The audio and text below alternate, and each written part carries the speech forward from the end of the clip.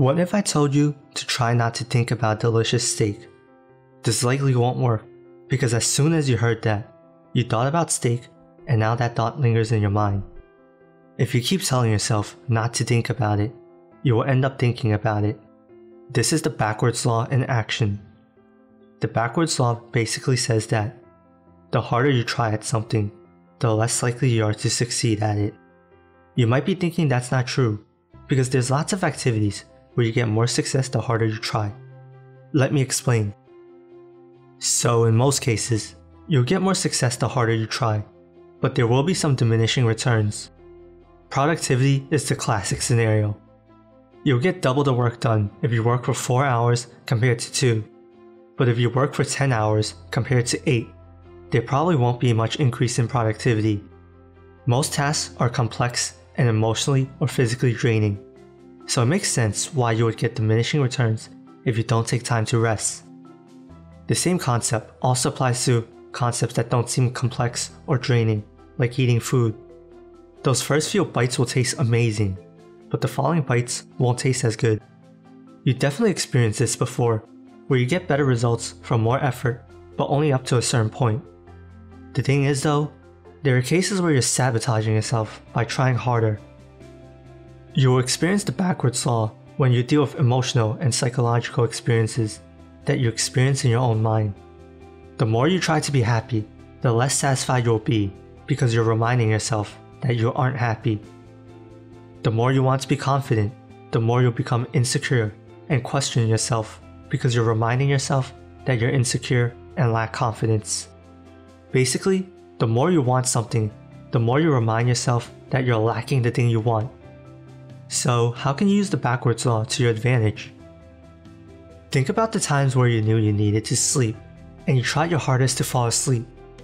All that effort kept you up, but when you finally stopped trying, you were able to finally sleep. Just stop trying and you will get it. However, this doesn't mean you shouldn't be ambitious or set any goals. There are endless reasons why you should pursue change and improve your life. You should still set goals and want to change. If you aren't happy with where you are in life, you should want to be in a better position. If you're a bit awkward and you want to be more social, you should want to be more confident. The trick here is to focus on the process and not the results. When you have a goal you want to achieve, you have a plan on how to get there. If you want to be more confident in social situations, you can learn how to be charismatic and apply what you learn by interacting with people. Instead of obsessing over the end result, which will remind you that you don't have it, just focus on whether you're doing the process or not. Let's say you manage to interact with a stranger, and that's a big win. Just focus on the process one step at a time, and you won't have any room to obsess over the result.